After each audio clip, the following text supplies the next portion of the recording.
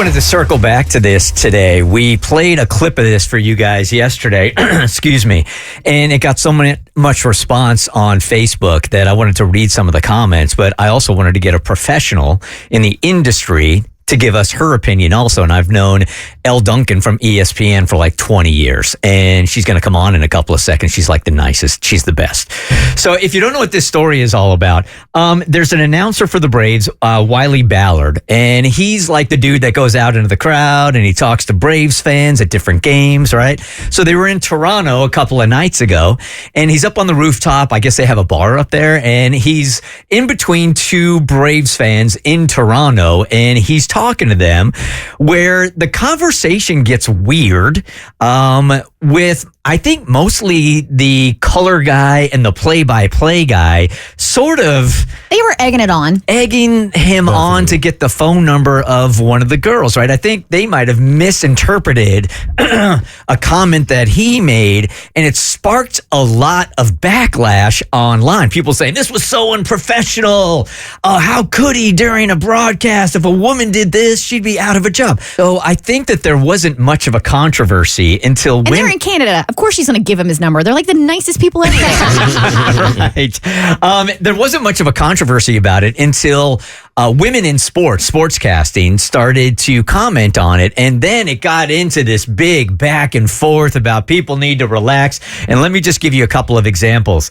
Simone Scott, she says, as a female sports reporter, we're already looked down upon when we enter a room because people make assumptions to how we get our jobs. It's great that people think this is funny and no big deal, but we're held to a different standard that for some reason people don't want to acknowledge.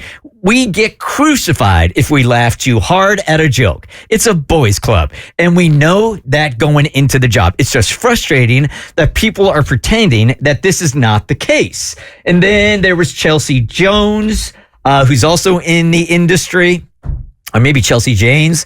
It says... Imagine if a female reporter did anything like this. Career over. Pretty brutal to see it glorified by the broadcast.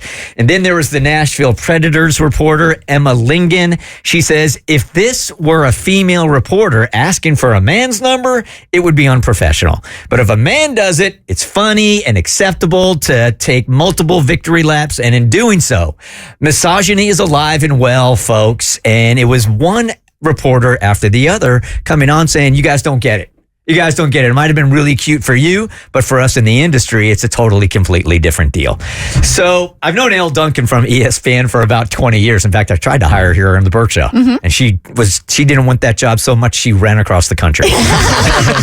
She's like, Connecticut, welcome me with open arms. Hey, Elle. Hey, Bert. How are you? I was like, get me out of Atlanta and move me on up to Connecticut. That's right. God, imagine how crappy your life would be if you actually took this job. No, not at all, man. Thanks for having me. I get so giddy still seeing you on ESPN. I'm like, that's my girl. No, we go way back, man. We really do. Yeah, we do. So tell me what you think about this whole story. Is it much ado about nothing? I think from the outside looking in, people are like, oh, come on. This guy was just having fun. It's a great part of the broadcast. And then there were women within the industry saying, hold on a second. Before you think this is cute, it's just not the same for us as it is for guys. Do you agree with that?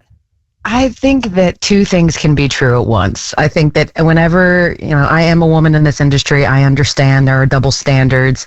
But I think any time there's an opportunity for women to remind people that misogyny still exists, as if we didn't, know that already, there's a bit of a pile-on effect. Like, the truth is, yes, like if a woman was to do that, it would be incredibly unprofessional and she'd probably have had to have, leveled an apology by now. But it can also be true that like this just seemed like I'm watching this clip because at first, guys, when I saw like just the headline on Twitter and it was like creepy Braves reporter asks for a girl's number, I was like, wait, what? And then I clicked on it and I was like, oh, this dude got wrapped up in that regional sports network bit where it just like it starts to snowball and you can't get out of it. And I in general think that like we can talk about the difficulties of being a woman in sports without necessarily the outrage factor. Like, this was cringy. Like, I'm with Kristen. Like, just because they were in Canada is the only reason that girl gave him her number.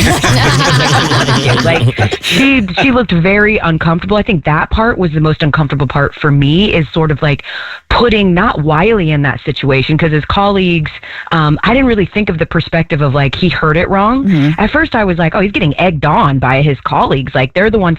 But you're right. Once I listened to it again, I was like, oh, he was saying we got to get the numbers of Braves fans up, because they were saying they weren't Braves fans. He interpreted that differently and started asking for the phone number. But yeah, I mean, like, apart from it just being like sort of a cringy bit on an RSN, I'm not on team like outraged. I'm not. I sort of get live television. I think it is a lesson to other journalists, though, that like he wanted to sort of go along with what he thought he heard. He wanted to go along with his colleagues. I don't know the power dynamics. Color and play-by-play on an RSN broadcast usually are like the big dogs. I don't know if Wiley felt pressured to sort of keep going within that, but it's not like he woke up that morning and decided he was going to hit on a fan in the stands. Right. So, you know, I in general don't tend to get outraged about things like this, because it feels like there are bigger things to be outraged by. I do think it needs to be pointed out that and I want to reiterate what you said, that two things can be true at the same time, because like, instead of coming after these commentators and coming after Wiley, we can just use this as an example of how misogyny exists in the sportscaster world. And like, hey, like, it would just be nice if Wiley can do it. It would just be nice if a woman could do this too and not get raked over the coals for it. Yeah, see, that's the thing, is that at least Mo and I were saying yesterday that if a woman did this during a broadcast, we wouldn't think twice about it. But behind closed doors, I think this is what I'm looking for here, Elle. Behind closed doors, would she get chewed out for that where a dude would not? Oh, absolutely. Really? Yeah. I mean, yeah, no, 100%. She would, like, a woman in that role would absolutely be talked to, and she would probably be talked to by her female colleagues who would say, you know, you're setting us back by doing things like this. Because, you know, the responsibility of women reporters, of women in this space, is that you feel like the burden of everything that you do and how you conduct yourself and your level of professionalism can potentially impact other people. It's why whenever you hear that a sideline reporter, even though it might be, you know, 1 in a million, whenever you find out that they've been sleeping with someone on the team, we all collectively go, oh God, here we go, because this is going to be an indictment on the rest of us, right? And it's not necessarily fair. It is not fair. Everybody has and makes their own decisions. People get into this job for a bevy of reasons. And it's not, you know, fair to judge one by everybody, but that's essentially what we're fighting against. You know, you hear a story about a woman potentially sleeping with a boss to get a job, and all of a sudden we all collectively hold our breaths, because we know that for the next 2 weeks, we're going to be accused of doing the exact same thing every time we post on social media, right? And so, like, it's that sort of collective, like, I think, like, collective issue that is why so many women are responding right now. I would tell them, like, take a deep breath, because, again, we already know that all of this exists, but I do think it's an opportunity to talk about, you know, some of the issues that we face. I also think that this falls on deaf ears. Like, it's not exactly like we haven't expressed multiple times the difficulties and double standards that comes with being a female reporter. I mean, I know even when I was working for the Hawks back in the day, I found it very difficult to do my job, because part of that job is access, right? And getting inside information. And I felt uncomfortable trying to get phone numbers of these players, which is how you get access and inside information, for fear that it would look like I was trying to date all the players, right? So it's something that men don't have to navigate. And certainly we already know that. Oh, I so value your perspective right now, Elle, because I think so many people, unless they know, they're going to think something, they don't have this perspective. And that's why Bert, when we were talking about this yesterday, was asking myself and Abby and Cassie, like, you know, would we have felt like, you know, would management have come after us? But I'm like, radio is a very different animal than TV. TV is a lot more buttoned up, and especially in the sports world, because it's a male dominated industry. And I'm like, all I can do is read these comments and be like, I'm gonna take these women's word for it. These women who are in this arena, who are doing sportscasting and sports TV, they're going to know how they're being treated. And so if they're saying this would have been handled differently, I'm going to take their word for it. Yeah. I mean, this is absolutely like, this is just women sort of coming to a catharsis, and it's like group therapy, where it's just like, let me tell you my, right? Like, let me tell you my journey. And so there's a bit of a pile on, because it's also on Twitter. And then I think Wiley went on Twitter and, like, you know, posted the how you like them apples, for getting the phone number. So people don't like that he's not apologetic. And listen, I don't think that this has reached the level of like he needs to get fired or anything like that. I just do think that it is a conversation about like all of those things being true, that there's a double standard, that it was definitely cringy. I mean, it was just cringy to watch. Like it was just such an RSN bit, It's just, Wiley's on the stands, look who found. Nightmares to my time back in RSNs. But I also, guys, can we be honest here? This is the Braves' fault. This is the Braves' fault for sucking. Because if you're good and you're winning and the product on the field is great, then they don't have to go into the stands and talk to fans. Fair point. She's right. Fair point. She's right, man. She might be big time now at ESPN, but I do know this. She still has a 404 phone number. I sure do. Yeah. I'm never letting that guy go. Don't you guys have some random like area codes now, Bert? I'm an inside the perimeter guy anyway, so I don't even pay attention to the other ones.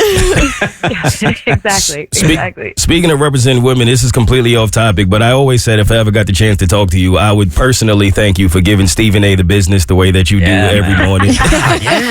Listen, you stand on business, and I'm here for it. I love it. It's inspiring. Please keep doing it. Let me ask you about that, because Mo brings up a really good point, and I know you got to go take care of your kids here in a second.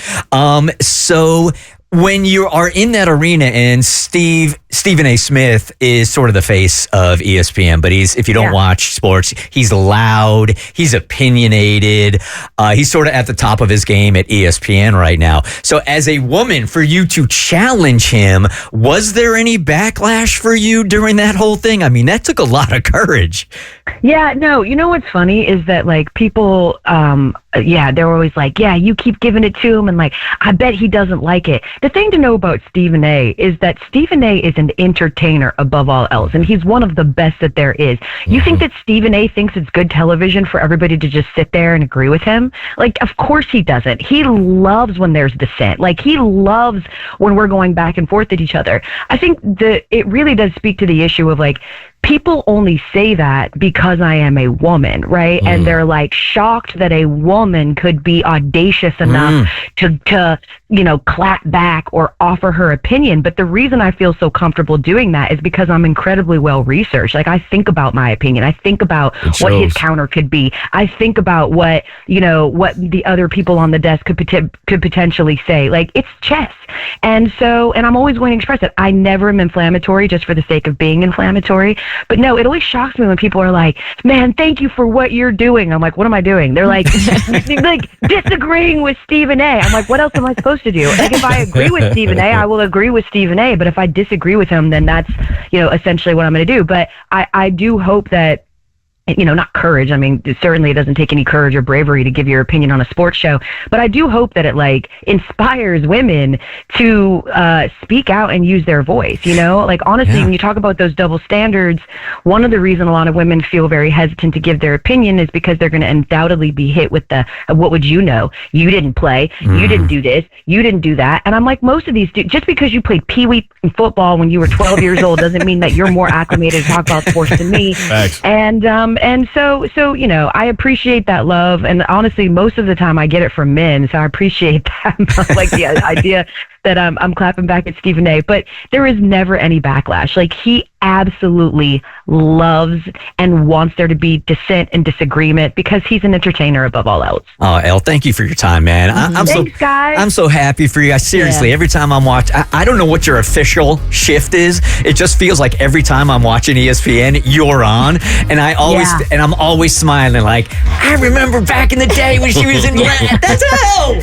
Yeah, I think you took me out to dinner at, what was it called, Coast? Yeah, I always think of that you when I think about that place, Bert. So thanks for thinking of me. I love you guys. You're the best. All right, Elle, take care. Thank you so much. Appreciate you. Bye, y'all. See you now. Yeah, I was trying to hire her here. It was before you guys were here. I was here. Were you here? Mm-hmm. Was I trying to replace you? Probably. And obviously, she made the right choice. The Bert Show.